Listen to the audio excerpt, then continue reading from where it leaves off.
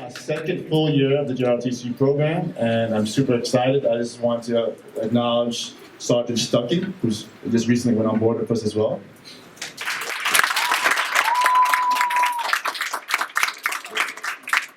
As you know, Barringer High School is the third oldest high school in the nation, established in 1838. A lot of rich history here, a lot of military history here, and most historians are military buffs. Most historians, if you don't know about, the only way you really know about history is understanding military history, conflict, and a good example of that is what's happening in the Ukraine. You can't switch the channels without seeing it, and our prayers go out to Ukraine and their families and what's going on out there. But it just comes to show you why it's so important to have a military, not just a military, a strong, dynamic military, because that sense of power, that sense of defense, gives us the opportunity to do what we do here today.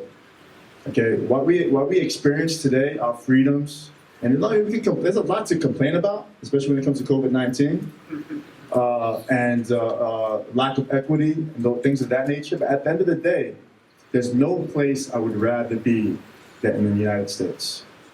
You look at the testament of all the people coming here, the immigration, right? 70% of our school are Latino. It gets 60% are newly arrived immigrants within the last 10 years. Okay, this is the place to be. America is the place to be.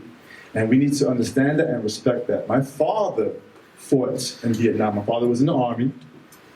And he received a Purple Heart. Was shot in the leg, got a Purple Heart.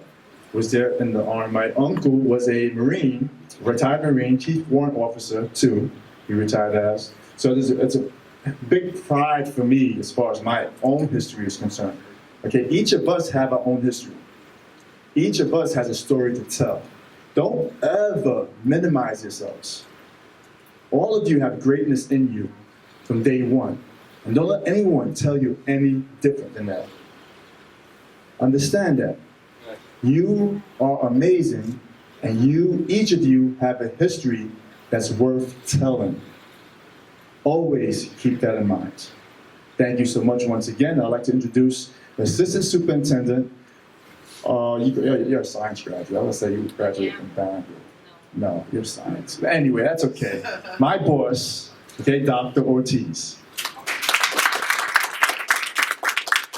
Good afternoon. Buenas tardes. I bring greetings on behalf of Superintendent Leon. I'm going to remove my mask. I am vaccinated. I bring greetings from Superintendent Leon. As you know, today we had quite a few events taking place throughout our city, and we were at NJIT, so we are splitting our priorities, and it is an honor and a privilege for me to be here this afternoon. I first want to give honor to the family who is here, to Mrs. and Mom Emarilis Rivera, Pablo Morel, and LD Torres, the family who is here. I first want to acknowledge Dr. Aviles and his administrative staff and everyone who collaborated to put this event together. But I am taken at this very time for a pause, because I really want to acknowledge just the military. And we have been doing a lot of work with the United States Department of Education. They were here last week, and they just told us yesterday that they're coming back tomorrow, because they are very excited about the work that is happening here in our city.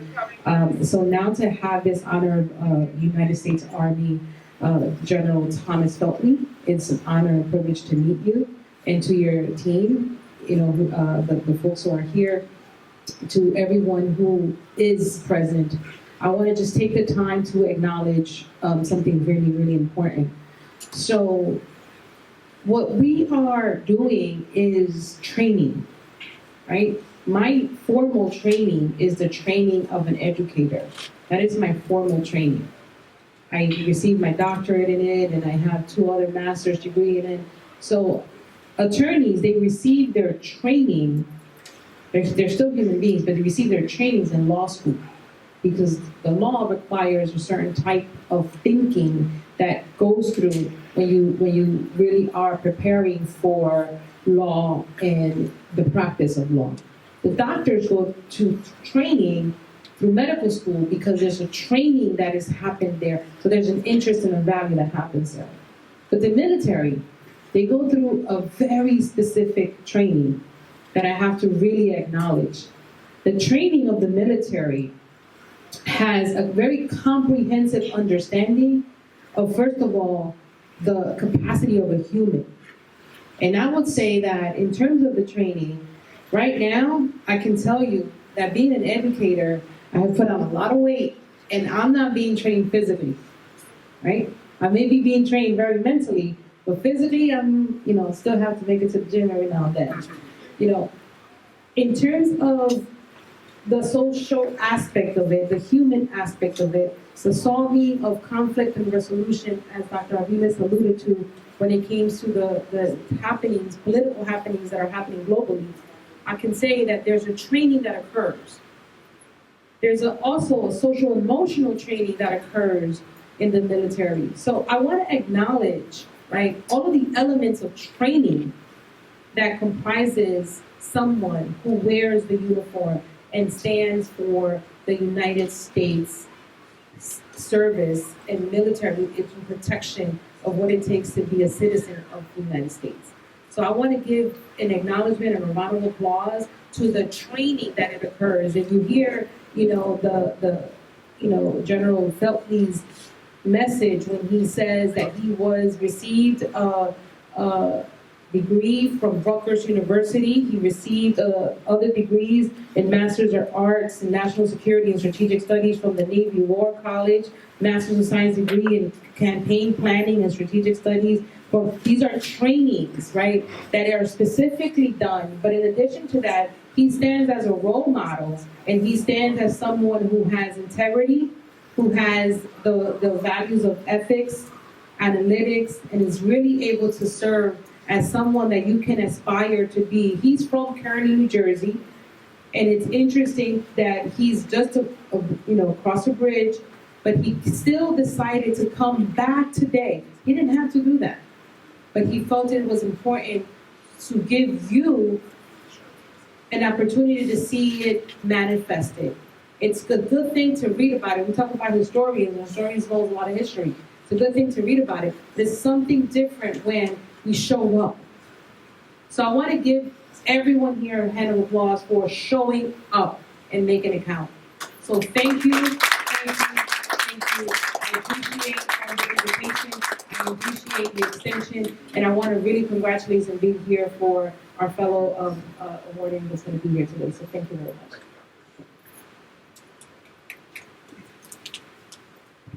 Thank you, Dr. Ortiz. And I'm going to do a little more justice on your bio real quick. It's Brigadier General Thomas Feltey. Okay, let's get that right. Feltey, F-E-L-T-E-Y, is a Kearny native. But you were sharing with me that your mom is a Newark resident, graduated from Good Counsel, right? So the history of Newark is far and extensive. Far and extensive, okay, guys? He's a graduate from Kearny High School, right down the road, over the bridge, right, not too far from us. And he graduated from Rutgers in '93. The U.S. Army sent him to his hometown mission to educate local communities on a long career in the Army and how the U.S. Army changes people's lives for the better. Brigadier General Feltey's education includes armor, basic, and advanced courses, Scout platoon leaders, cavalry leaders course, Naval College Command, and Staff Maritime School of Advanced Military Studies, and the Joint Advanced Warfare Fighting, a war fighting school. That sounds pretty cool. It was pretty cool. Yeah, that sounds so cool. He holds a bachelor's degree in science from Rutgers University, a master's of arts in national security and strategic studies, degree in campaign planning and strategic studies, and from the Joint Forces Staff College of the National Defense University. His awards and decorations include Valorous Unit Award, Legion of Merit Award, Bronze Star Medal Award, Defense Meritorious Service Medal, Meritorious Service Medal 5th Award, the Combat Action Badge, Parachutist Badge, Canadian Parachutist Badge.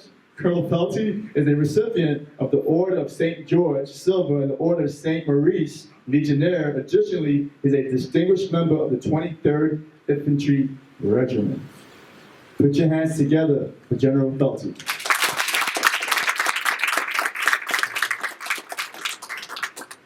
All right, thanks everybody. I do terrible with microphones, so. And I'm going to walk around just a little bit. So thank you, everyone. Doctor, thank you so much for your warm introduction, and thanks for just enabling Behringer High School to excel and setting all the conditions and resources and priorities to make this happen. Just a short time with some of your administrative staff. I mean, there's something special going on here at Behringer High School, and it really is my honor and my privilege to be here, present with you among a lot of folks that are already beginning to take advantage of an opportunity, right? Because that's what I really want to talk about. I want to talk about opportunities. And so with me, I've got my right-hand man, Command Sergeant Major Lavaris Jackson. I'm going to give him an opportunity to talk just a little bit about himself. And I also have First Lieutenant Brittany Taylor with me. She is my aide-de-camp, as we say in Army lingo, but she's kind of like my special assistant and helps me get where I need to go, when I need to go, because I can't do it by myself. It takes a team to be able to pull this all together. And then there's a lot of other folks sitting in uniform. They're part of our Northern New Jersey recruiting team, and then we even have a newly enlisted soldier, Private Sena, who's with. Is that right? I say it right, Sena? Yes. Yep, Private Sena. He's actually from my hometown, Kearny, but before that, he actually, grew up in Brazil, right, and spent some time in Kearny, and here he is now, right. He took advantage of an opportunity, so that's just a little bit about it, right. So Newark, right, the connection to me to Newark, New Jersey. So I'm going to give my age out here now, right. So somebody said I was my 60s, though, so I was like, oh, well, maybe I'm not doing something, or maybe I need to go to the gym more. But 1 week from today, 51 years ago, I was baptized down in Our Lady of Good Counsel, just up the road from here. So my parents were married, 52 years ago in Our Lady of Good Counsel. My mom grew up here. Everyone from the O'Donnell. At that point, there were, we got a lot of Irish immigrants that were coming into the United States, right? And we see in a lot of these towns, like, how it's like soil, and you have all the new immigrants kind of coming and going and coming and going. And back then, there's a lot of Scotch Irish that were coming in and around this area, and Italians. I mean, it was, it's a big melting pot. So, again, born and raised. When I first, my parents were first married, I lived on Jersey Street is where I was, after they took me from the hospital, grew up on Jersey Street, and then eventually moved to Harrison and Kearny. So in many ways, this is, from the very beginning, Newark has it's, my mom grew up here, right? It's just a special place, to me, and especially like this location, right? So from Kearny, I played sports my whole life. I played football and I was on the rowing team. Not so much rowing because we're in the low ground in the water, but on Kearny, there's a place on Belgrove Drive. It's called Veterans Field. It's kind of like the high ground in Kearny. And when you look there at night, what do you think you see? You see the Basilica. You can see like the heart of Newark, right? And it's all lit up for everyone to see. And what's right beside it? Behringer High School, right? It is just. We were flying in last night, and I was like, there it is, there it is. You can see it when you're coming in. Not last night, 2 nights ago on Newark. So again, Newark, special place. The history of Newark is phenomenal. It's got a long history, and so there's no way I would have ever missed an opportunity to come back to my family's home. All right, so opportunities, right? So you kind of got to feel like I am a local kid. Like I am just a kid from Newark, Harrison, and Kearny. I am a local kid. My parents did not go to college. My dad was a steel worker. My mom worked in a small local business. At a certain point, she had to get a job because my dad lost his job because his steel business collapsed, right? I am a regular kid, right? That's all I am. And I had a bunch of great educators and coaches, right, that invested in me and taught me some foundational skills, right? And those foundational skills, discipline, right? Standards, teamwork, right? They also taught me, though, to look to take advantage of opportunities, right? And through athletics and through education, because the two go hand in hand, right? You want to be a good athlete, at a certain point, you got to have good grades too, right? Because you got to be able to play, you got to be able to make the, make the team, and you're the athletic. Someone's a failing student, they're not going to play sports. So I was encouraged, to maintain good grades and kind of to move forward. And so, those are the foundations that were set. And again, opportunities. All right. So how many people, right? Little pieces here. How many people have been to 10 states in the United States? 10 states. 10. Raise it high. Raise it high. Okay. 5 states. I'm going to go lower. I'm looking for the cadets. 5. Anybody? Any of the cadets? 5 states. 5 states. Okay, we got 1. We got 2. Okay, all right. Good job. How about, so now we're going to broaden up here. How many people have been to 30 states? 30. That includes everybody. 30 states. All right? 30. How about 40? Anybody been to 40? Oh, we got 1. We got 40. She's actually that's right. 50. Anybody been to all 50? Nobody been. I haven't been. I haven't been to all 50 either. So let's ask. How about countries? How many people have been outside the United States? Raise your hands. Everybody, come on. If you've been outside the United States, how many people have been to 3 countries? 4 countries? 5 countries? 6, 7, 15, 20, 30. All right. We're still good. How about 40 countries? All right. I don't know. I don't think I've been here either. All right. So you can see, but you also can see this as, you can kind of see based off experience where people are going. So when I was in your shoes, I think I'd been to about 5 states. All right. I've been to 5 states, right? And I think it was like New York, New Jersey, Connecticut, Pennsylvania, and I might have made a trip to Virginia. And I did get to go to Canada once because there was a rowing competition that was up in Canada. But as I was growing up in here at Kearny, I was like, I kind of like, what is an opportunity where I can kind of see the world and I can experience more? Like, how can I do that? Because I love America. I've always loved America. But I want to see America and I want to see the rest of the world. And how is someone who comes from a place that doesn't have a whole lot of money, right? Nope. We did not have a lot of money growing up. But how was I able to do that? I saw the Army as an opportunity to do that, and I seized on that opportunity. I'm like, hey, I want to join the Army, and I'm gonna, like they always say that. They say the Navy too. Join the Navy, and I think we have a Navy person in here, right? Navy. Yep, I saw one. So the same thing. See the world. But so since then, they say in the Army, I've been to 48 states. 48 states, and probably kind of lost count, somewhere around 38 or so different countries. Right? I had the opportunity to live in Europe for 5 years. 5 years, 6 years. 6 years. I lived in Europe for 6 years. That allowed you to get out and about. So, anybody care to take a guess what states I haven't visited yet? What do you got? Which states have I not been to? Iowa. I've been to Iowa. Lots of cornfields and flat, right? Dubai. Well, Dubai's a country, but I've been to Dubai. I visited Dubai. Dubai's got like one of the tallest buildings ever, so I spent a weekend in Dubai. Good part of the world. Anybody else? States. Go ahead. Washington State. No, Washington State. Lived there for 4 years. Utah. Been to Utah as well. North Dakota. Salt Lake City. Wyoming. Been there. Yellowstone Park. Right. Came through there as I was driving across the country. Arizona. Been there too. Alaska. Kentucky. No, been to, my youngest son was born in Kentucky. Right? Kansas. I was just in Kansas 2 weeks ago. It's like, I don't even need a map when I drive around Kansas. I can just zip around. Go ahead. Nebraska. Nope. Nebraska. South Carolina. South Carolina. Been there. Been to Nebraska. More cornfields. Hawaii. Bam. There's one. I have not made it to Hawaii yet. Oregon. Nope. Been to Oregon too. So we got one left. California. Been to California. I go to California in 2 weeks again. I don't need a map there either. What was it? Georgia. I live in Georgia. No dogs. Is he waiting for somebody to say Puerto Rico? So I've been to South Dakota, the Badlands, right? Have you ever been to Mount Rushmore, right? I mean, Yeah. beautiful. North Dakota, Sergeant Major, are you helping? Are you helping out, Sergeant Major? Right? So yeah, North Dakota. And I gotta tell you, you really gotta go out of your way to go to North Dakota. I think Newark has more people than North Dakota.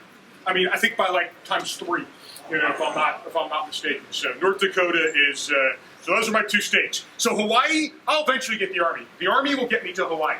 I'm convinced of that. But there's no way the Army's ever going to get me to North Dakota. So I'm going to have to so at some point I'm going to rally up. I'm married. I got 4 kids, and I'm going to be like, all right, everybody, we're going to North Dakota for what? To say we've been there, right? So I can that way I can come to other swim classes and I can say I've been to 50 states, right?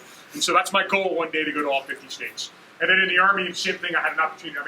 We travel the world, not only all over Europe, but in Asia as well. Right, I spent almost 5 years in Iraq and Afghanistan. And I tell you, in places like Iraq and Afghanistan, that is where you really come to appreciate all the good things we have here in America. Wow, we have it so good compared to how some other folks, in those other countries are living under, incredibly tough conditions. So, again, an opportunity. There's no way the kid from Kearny was ever going to make it to 48 states in 36. Never going to happen. So again, that is an opportunity. So the other thing too, the superintendent, assistant superintendent was talking about history and different things like that. So how about another thing, right? About what is the chances of the kid from Kearny, one, being a part of history, or 2, making history, right? Well, I got to tell you, in the Army, especially as you progress up a little bit, I'm a part of history. There's no doubt about it. At some point, you'll read about the units that I've served in, the things that we've done, in social studies. One day you will read about that, no doubt about it. But I personally now am at a place where I was and am now helping make history, right? Helping shape policy decisions for the United States of America and how it's related with other countries. Again, those are some of those master degrees, that it's hard to understand exactly what I was doing, but that's what they were teaching me how to do. Understand strategy and policy to help, right? Because our country is run by civilians, and so I'm providing the best military advice to our civilians to help shape policy for the United States. I'm in a room, as big as that table with the Secretary of Defense, providing him on options to help one of our allies. That's, again, I'm a kid from Kearny, There's no way I would have ever had that opportunity if I hadn't joined our Army, right? And I will tell you that our Army provides nothing but opportunities. Now, you got to step up to take that opportunity, though, right? You got to step up that opportunity. And there's a lot of different ways. But again, I am a product of that. Regular kid, right? And I think when you talk, when Sergeant Major talks and Brittany talks, you'll see the same thing. It just takes regular people, and if you take advantage of the opportunities, because they're all out there. And the Army is only a small part of opportunities. You got to look at the opportunities in life. They're out there, right? They're out there. Educational opportunities, athletic opportunities. There's so many opportunities. And sometimes you got to look up and you got to look at them and realize them, and you just got to go in and take it. Because if you grab it, you'll get out. You'll get out, and you'll absolutely be, you'll be in a better place. I have 2 kids now in college, right? That's big, right? It's from someone who, my parents could give me 0 advice when I went to college. They're like, oh, great, you're in college. I didn't really tell you anything. I'm like, oh, I kind of wandered around a little bit until I was able to get sure. Now my kid's in college. I'm like, all right, let me tell you what you need to do. And I'm able to coach them, into better degrees and better things. And so again, now not only is this opportunity giving me a chance to get better, but now it's giving me an opportunity to make my family better generationally down the road. Again, all because of the opportunities provided by the Army. Right, and again, this kid from Kearny, what a great opportunity. The other thing, the last thing before I turn it over, and the reason why I continue to serve. So the Army's not designed for everyone to stay their entire life. I've been in the Army almost 30 years, right? Almost 30 years, and but I am one of 232 generals in the active duty of the Army. That's it. There's 232 of us in our 500,000 person Army, and I'm one of them. And so it's not designed for me, but it's designed for people to come in to serve 2, 3, 4, 6 years, something like that, and to take something, to take advantage of an opportunity, and then to cash it in somehow. Most people don't spend a career in the Army, and that's okay. The Army just wants you. That's why they offer so many opportunities. They just want you to kind of say, hey, take advantage of the opportunity, and then it's like bam, and then he slingshot you back out, and you can go do. You can go do all sorts of different things. And I'll tell you what, getting into the civilian world, because you've served, opens the door to other opportunities. Right? We have laws, and we have bills, and we have different things, veterans' preferences that people who have served get over the regular civilian. All because you signed up to serve our country and to be something, bigger than yourself. right? And I love serving because I love the team that we have in the Army.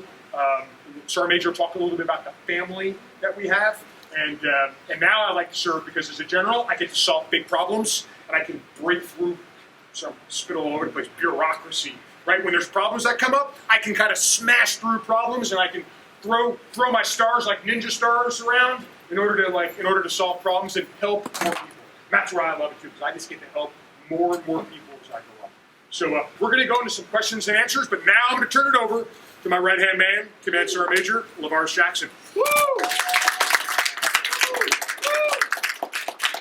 Hey, everybody do me a favor, right? I know I speak loud and I speak very... Hey, do me a favor. Everybody get up real quick and just shake it out real quick, because I know some of y'all ate lunch and some of y'all look like that lunch stuff got on you, and they're like, hey, that sleep monster jumped in and said, hi, gotcha. So I just want to get the blood flowing, Everybody got the blood flowing? We good to go? Hey, you still got to stand up, man. I saw you back there asleep 2 seconds ago, man. It's okay. All right, take a seat, please. Take a seat. All right, I want to introduce myself. My name is LaVarge Jackson. I'm Command Sergeant Major Jackson of the Army School. Thank you very much for standing up and getting that going. Hey, whatever you hear from this table right here is not true. I am not 60 years old. I am not close to 60 years old. But if you ask this lieutenant right here, she'll say I'm 74. So don't believe her and this table. Believe everything else that comes out of my mouth. So I joined the Army a long time ago. I ain't going to say how old I am like he did. But I joined the Army a long time ago. And my reason for joining the Army back in the days was because I was a teenage parent. And every time I hear this bell, I swear I can break out in a cold sweat, because I think somebody's going to say, LaVarge, come to the office. And I just didn't have a great high school opportunity, right? So I always felt when the buzz go off, they were going to call for me to come down. So I apologize if y'all see me freeze like it's shell shock from being scared. Okay, so now I joined the Army because I'm a teenage parent, and all I can think about is I just want to give my son more opportunities and better opportunities than I had myself. So I joined the Army on that reason. But if I rewind from that one, who all in here has a strong parent or mother or father that just tells you what to do? Right? Hey, guess what? Don't be afraid about it, because guess what? They're going to do that until you get my age. And I'm not old, so stop saying it. I see y'all keep saying it, right? But they're going to do that until you get to my age, and they're still going to tell you what to do. But I'll tell you what happened to me. The day of graduation, my mother came to me and she said, LaVarge, there are 3 things that I'm going to tell you can do. She said, you can get out of my house, you can go to college, or you can join the Army. And I was like, woo-wee. It finally happened. I got free. I said, I'll get out. And she said, no, you're not. You're joining the Army. And I was like, shucks. So I went ahead, got dressed, went off to graduation, had a great time at graduation, had a great graduation night. Came in, went to bed, woke up that next morning, and I come downstairs. And I'm like, let me get me a bottle of water, get something to drink. And as soon as I hit the base of the stairs, guess who I saw? I saw the recruiter. She had the recruiter waiting on me on the couch, and he was sitting there like this. And I said, man, what are you doing here? He said, your mom. And he put his head down, and I put my head down, and we both walked outside. And that was the start of my military career. Then I went off to basic training. I had a great time, right? I met some people that are still in my life today, like I was telling this table here. My basic trainer battle buddy from 26 years ago lives in Richmond, Virginia. He owns 2 businesses. He has 3 daughters. And we still get together every other year. Either he comes to me or I go to him. But we're still friends to this day, and families have grown together. So I tell you, it's all about building those family relationships that last forever. I still have a basic trainer battle buddy who's about to retire right now, and he happens to work on Fort Benning, right where I am, so I do get to see him quite often now, but he's going to retire before I do. I told him he was lucky this go around. But I'll tell you what the Army has brought to me. The Army has sufficed me to have a family, being married for 26 years. I have a 27-year-old son, a 25-year-old son, and a 21-year-old daughter. And I've been able to send my children to college. Every one of my children has had a college experience. And guess what? It didn't come out of my pocket because they had that experience. And the Army paid for it, right? I think my kids got over them because they took my benefits and they got some college and, But the Army did give me a benefit too, because they said, hey, I'll pay your full tuition while you're in the Army, right? So as long as I go to class and pass, the Army's paying for my tuition right now. So I'm still working towards my degree. I'm 1 class away. If I can ever get not busy, I'll finish that 1 class. And one day, I'll be able to do that when I'm like you. I'll be able to finish that 1 class, right? I promise you. So what I do is say I focus on those great things. And one of the greatest things that always has brought me to attention, and this table brought it out of me earlier, one of the greatest benefits I ever had in the Army, I can tell you now, is I was a young, 19-year-old married young man, and I had a child. And I had just got married on the 3rd of February, and on the 23rd of February, my wife had a car accident. And we thought we were going to lose my wife. So a 19-year-old, about to possibly be a single father, and I was worried. Life was all at bad times. But the entire time I was going through these bad times, the Army was there for me. My Army family, my leaders were taking care of me. They were calling me and everything. And the entire time we was at the hospital, I remember they was like, hey, we're calling in a doctor from Columbus University. We're calling in a doctor from California. For all these different things for my wife being there. Hey, I'm sorry if I get a little emotional, but she made it through. And I remember the day we checked her out of the hospital. It was 48 days later. I'll never forget it, 48 days later. And I remember when we checked her out of the hospital, I had to go down to admissions. You know, you go down to admissions to sign the paperwork. And I was flipping through all these pages, all these doctor things, right? And the bill said, and that was a long time ago, the bill said $1,763,000. I'll never forget it. 1763. I'll never forget it. And all I had to do was sign my name. And it was paid. Just because I joined the Army from benefit for my son, and it benefited my wife. And it benefited the reason I am with my wife today, 26 years later. We're still married with 3 kids. It took care of something that would have destroyed another person. And because of that, I am grateful to the Army. So that is one of the reasons why I'm grateful to the Army, because they took care of me and gave me my boo thing that I still have to this day, right? So I tell you that's the great thing that brings me into the Army. The other thing is, every day I get an opportunity to interact with a civilian turning into a soldier right now, right? And I see the difference from you graduating high school today to you graduating OSET training. And I watch you grow from who you are today to a better person on the other end of that. And every day I get an opportunity to interact with you. And then I get to see your family, see you grow into that one. That's the greatest joy ever that a leader like myself or General Feltey get. We get to see you go from one end to the other spectrum and become great, right? And because of that, I'm humbly blessed because of that, right? Every day that I get to see you become somebody, a better human being. Not even a better soldier, but you become a better human being by these qualities. And that's what makes being a United States Army soldier great. Other thing, man, I get to get on the tank, right? Now let me tell you about this experience I had with my recruiter. This is the greatest part about it, right? So now I'm with my recruiter. I get to the recruiting station. I'm happy. I'm like, yeah, I'm going to go join the Army. They gave me 3 jobs because I didn't do that good on the ASVAB. You did way better than I did. They gave me 3 jobs. And where I'm from in Lima, Ohio, they gave me one, which was the MP. That means the police. And I said, hey, man, where I'm from, don't nobody do the popo. We don't do the popo. Nobody wants to be the popo, right? So I said, throw that one off to the side. Then they showed me another video. And they had these guys with these big old rucksacks on their back. And they were all walking like this. And I was like, what's that? They was like, infantryman. I said, nope, don't want it. You can take that back and put it back in the can too. It's not for me. Then the next video they showed me that was great. They showed me this big old M1 Abrams tank. And it was riding up, and they was like, oh, introducing the armored crewman. And it was this real deep voice. And it's like, I was like, oh, man, here it comes. Then it just showed up a video. Boom, and the tank fired. And I was like, oh, crap, you got me. It's going. Then it was shooting and firing and driving all over the place. Then you saw it jump over this little creek. And it was in the air, and they put it in slow motion. So they was like, I was stuck in. Then it just died out. The screen died out.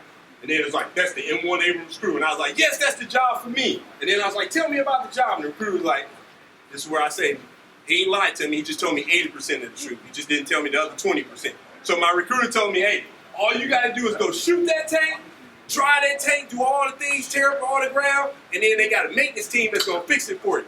And I was like, oh, man, great. That is my job. I want it. I signed up that day. I was like, hey, I'm out of here. It's a great day. Boom. Get there, and I get to my first duty station. And I dry the tank, and I break the track. And I remember they was like, hey, Jack, get out. It's time for you to do some work. And I was like, don't we got a maintenance team for that? They was like, no, the maintenance team don't do that work, man. And it was in the mud.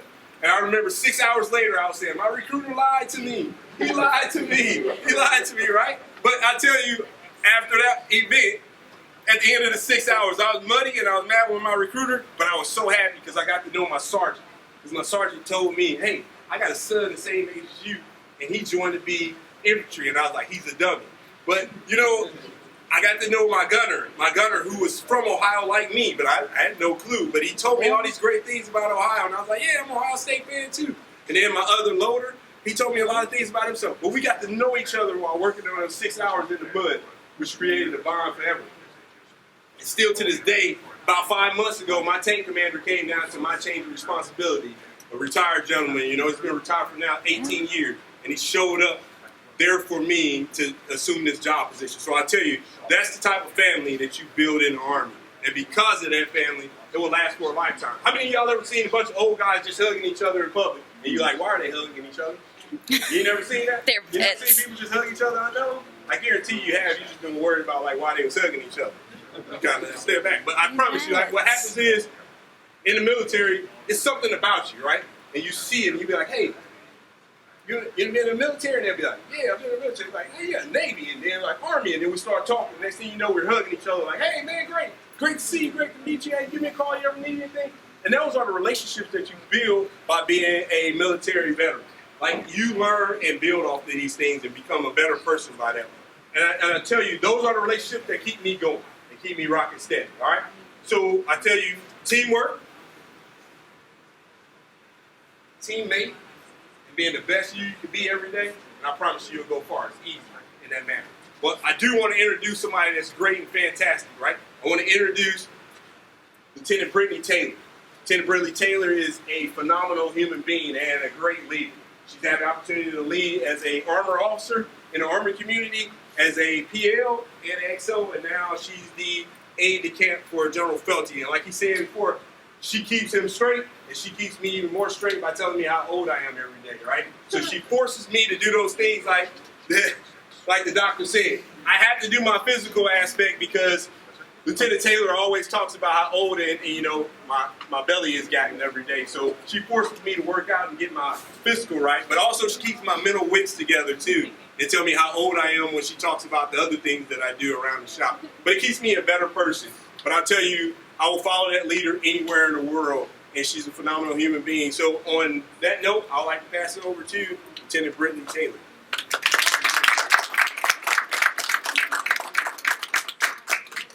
Thank you, Sergeant Major. And I guess just to put it in context, Sergeant Major joined the Army, and then a few months later I was born.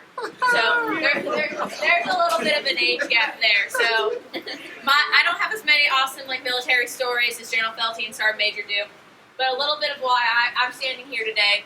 So, I'm I'm a senior in high school. I was raised by my single mom, and I was like, I don't know how I'm going to pay for college. I'm figuring a lot of you who want to go to college are starting to think about that as well. It's expensive. Maybe you have scholarship opportunities, maybe you don't.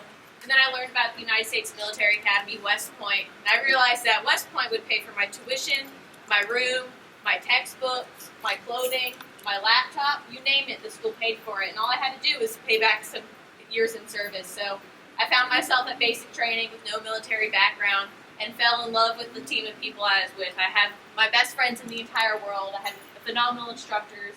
I was able to earn a bachelor's in science with zero debt. I was able to travel around the world as a student in college, not on my dime, on the Army's dime. I went to Korea, I went to Germany, I went to Canada, I went all across the United States. I met presidents like President Bush Sr., Bush Jr., President Clinton, President Obama, President Biden, all of this while serving in the military. And now I've had the awesome opportunity to be an armor officer where I've gotten to lead a lot of soldiers into different training environments. In 2016, they opened up the branch that I serve in, Armor to Women, for the first time. And that was really exciting to be part of, get a new aspect of our branch and integrate the Army and have all these incredible women from across the world start to serve in this branch. And even more recently, I've been given another Army opportunity. The Army is now graciously paying me to go to law school. So you think about, you want to continue your education. Like, you could become a doctor, you can be a lawyer, you can become a therapist, you can become a physical therapist, you name it. The Army will send you to continue your education and continue to be part of the great Army team and continue to serve the soldiers around you. But that's just a little bit of my story, and I know General Feltey and Sergeant Major wanted to open it up to questions. Thanks, Brittany.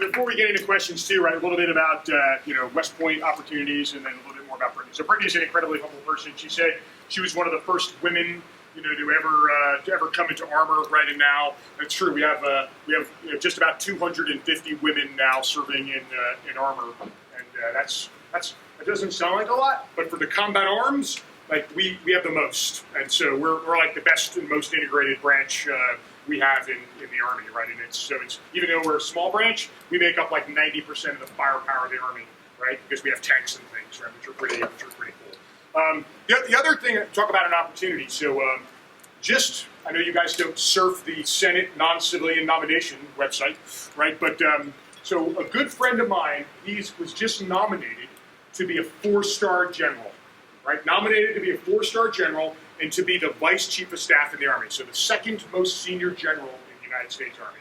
So he came from a background where he grew up in it was actually Iowa is where he grew up, but he couldn't like get into West Point, and college opportunities didn't exist. So he decided to join the Army.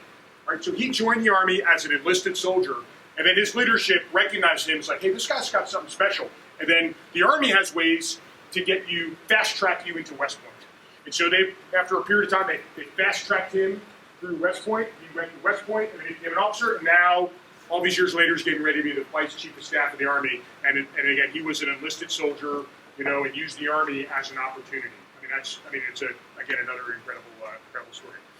I'm back on, that was West Point with Brittany. Now also with her, right, so anybody here at Ranger School? Like, all the cadets here at Ranger School, anything? You're at Ranger School, right? It's pretty hard. It's like 60-something days long if you're lucky, because most people spend a lot longer time there. And it's just like, it's one of our most difficult and grueling courses we have in the Army, right? And they just put you through a test, like a physical test and a mental test, like to prepare you for the worst thing that you ever face in war. And Brittany is one of only 100 women to have passed, to have graduated Ranger School. And so, if you look at her uniform, she proudly wears the black and gold Ranger tab, underneath her medals there. But again, one of only 100 women in our Army to date. There's going to be more, with way more, right? But so again, when you get the opportunity to talk to Brittany, please, she's been knocking down barriers like there's no tomorrow. Okay, so questions. Anybody have? And this is like multiple questions here. I'm going to bring Sergeant Major and Brittany in. So if you want to ask a question to Sergeant Major and Brittany, you can single them out too, because I know not everyone wants to ask me all the questions. Okay, first question. What should I have to do to become a general? What did I have to do to be a general? So so part of it in the Army is like you have to serve a long period of time in the Army, and so what ends up happening is so the Army, like I was talking about with some of my table mates here, right? It's the Army is like a big team in a lot of ways, and it's like a sports team. It's competitive, right? So there's always we're always trying to compete with each other, and we're competing against a standard. If it's a physical fitness test, it's like, how best can I do on a fitness test? How fast can I run? If I'm shooting my rifle, how many targets can I hit? So we have lots of different standards, and there's competition all over the place in the Army. And so I just, when I went into things, I was pretty competitive, and I just made sure that I did the best that I possibly could in every opportunity, right? And then, so that was one piece of it, right? So I personally took advantage of these opportunities. The second piece really is our Army, right?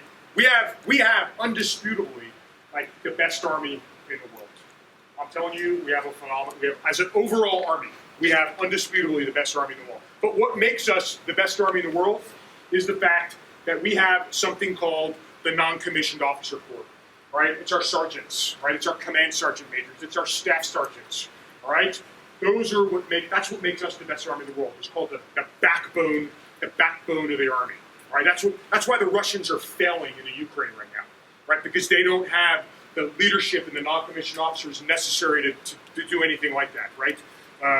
But I've also been blessed with an incredible amount of incredibly strong NCOs and other leaders that have invested in me as a person, right? And that's ultimately, I think it was their investment and their leadership and the support for my NCOs that helped get me to where I am. Because I could not have got here by myself. This wasn't Tom just did really good at everything, and here I am. No, it wasn't. It took a lot of people to help shape, mold, and advise me going up through my career.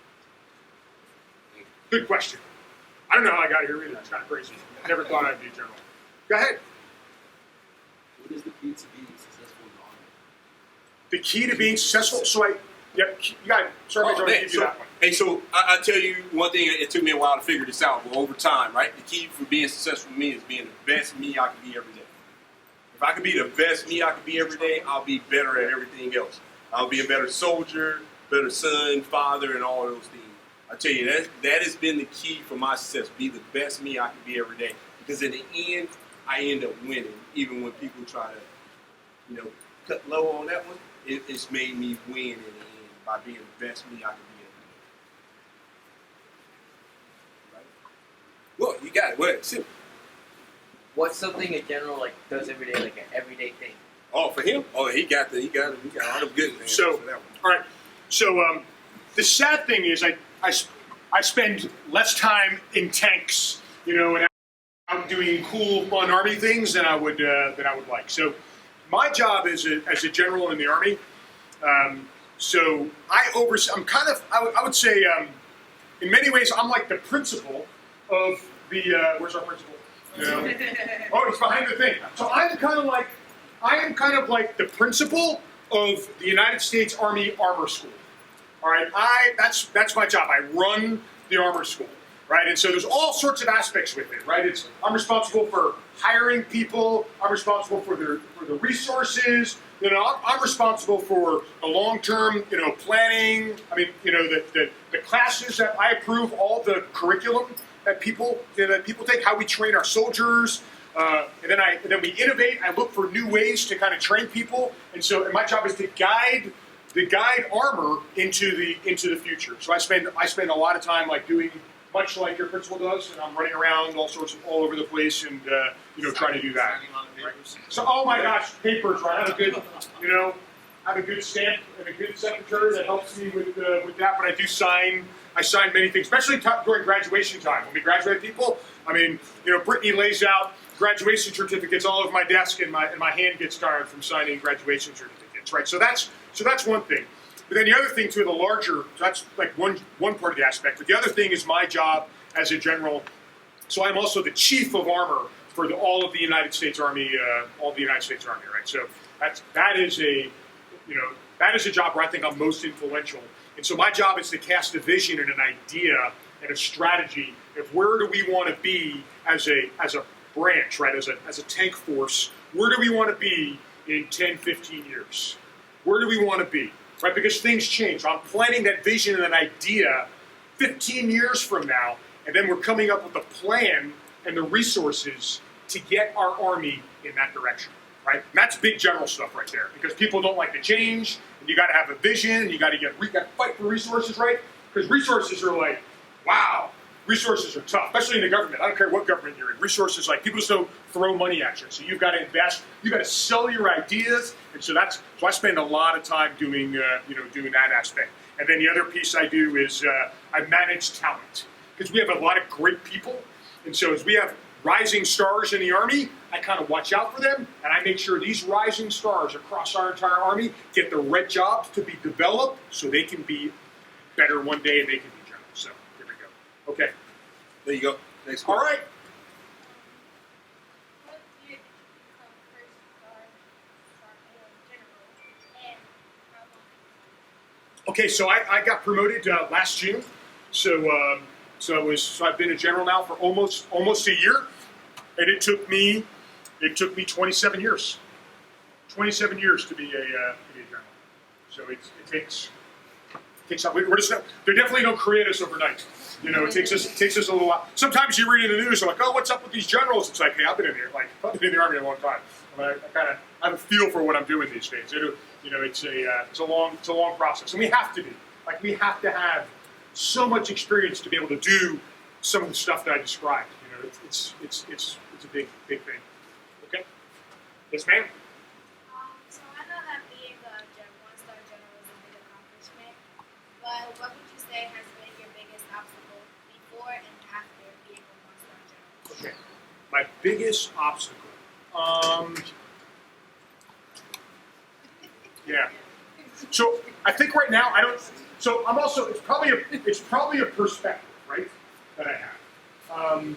And I'll also tell you, as an armor person, I look at obstacles as something I drive around, or I drive through, right? So it's probably my perspective, and I don't naturally see obstacles. Like if I see something that's in the way, I'm going to go around it, right? So I kind of cast a vision on where I want to go, and then I plot out my way. And every now and then I'll bump into something, and I'll bump into something else, but I tend to find my way through.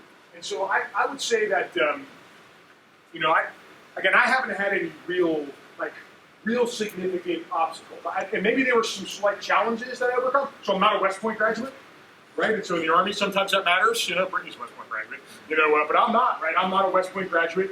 I've never been an aide de camp. So there's certain jobs, right? So there are certain jobs that in the Army that I wasn't chosen for at a certain point in my career. And so the way I kind of approach that, because there's a fast track, like Brittany, West Point grad, aide de camp to a general, then you have people aide de camp for another job. There's and all the other people in green know this, there's certain jobs that kind of, that help you go through. I never had those jobs. And so I'm like, I'm just a guy, I was on the crew team, right? I'm just in the guy, in the boat, and I'm just rowing. I'm like, okay, I'm just going to keep working, and I'm going to work the best I can, right? I'm going to be the best I can. And if that's not good enough, whatever.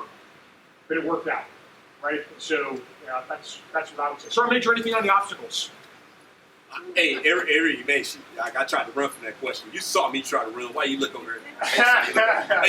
Hey, look, real quick. Hey, for obstacles for me, every obstacle I found, I'm a strong-minded person. Yep. So what I did, I wanted to defeat the obstacle, like the General said. I always wanted to defeat the obstacle and get to the other side and look back and wave at them and say, hey, I made it. It's just how I am. And that was my biggest one. And then my hardest obstacle now is just dealing with different personalities. The personality of people makes it hard. So if you learn people and learn how to introduce yourself or interact with people, it makes it easier to beat those obstacles down my current position.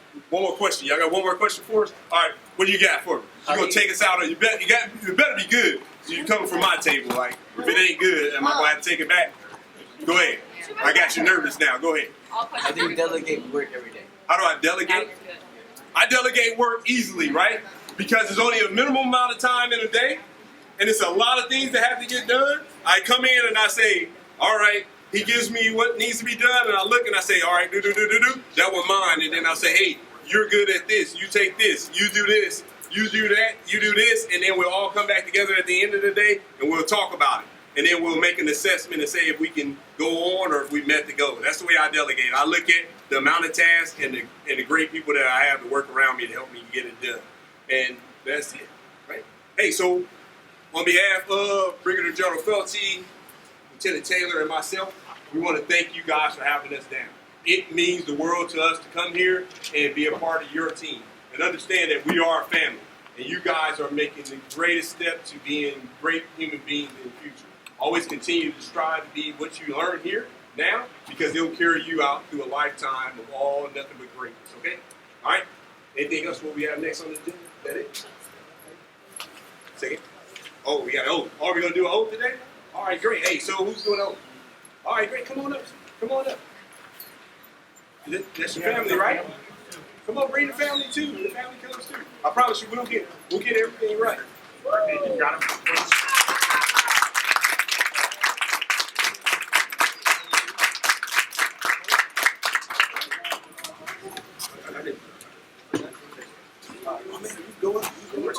Let's do right in front of JROTC. I think that's okay. Pull the flag under there. Pull the flag over. Let's get this right. Come up under there. There's Maury.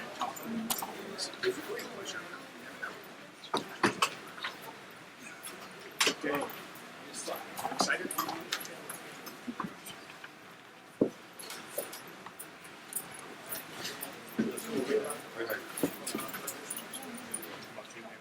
Come on, man.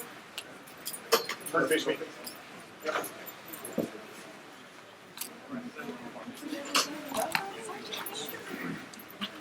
All right, so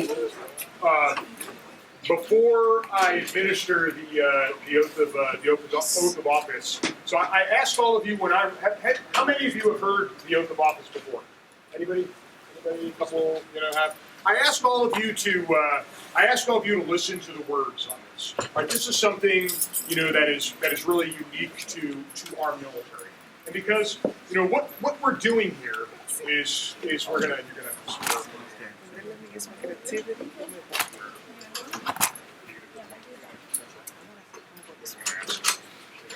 So in this case here, you're swearing allegiance, but you're swearing allegiance to the idea of America.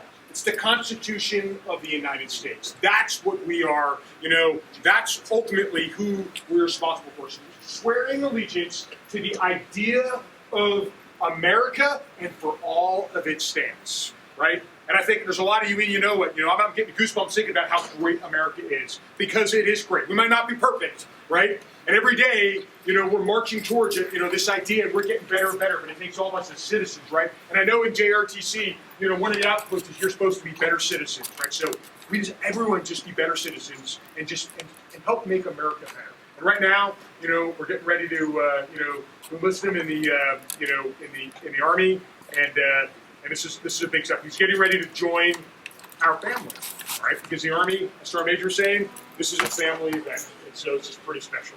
So, without further ado, raise your right hand and repeat after me.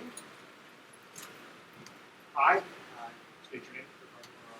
Do solemnly swear that I will support and defend the Constitution of the United States against all enemies, foreign and domestic. That I will bear true faith and allegiance to the same. And that I will obey the orders of the President of the United States and the orders of the officers appointed over me, according to the regulations and the Uniform Code of Military Justice. So help me God.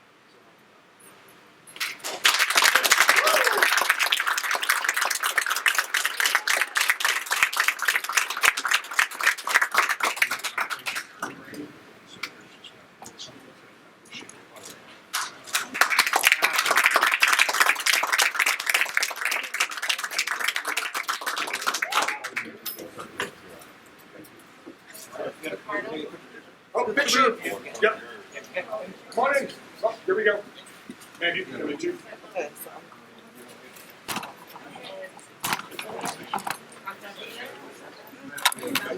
Stick around in the back.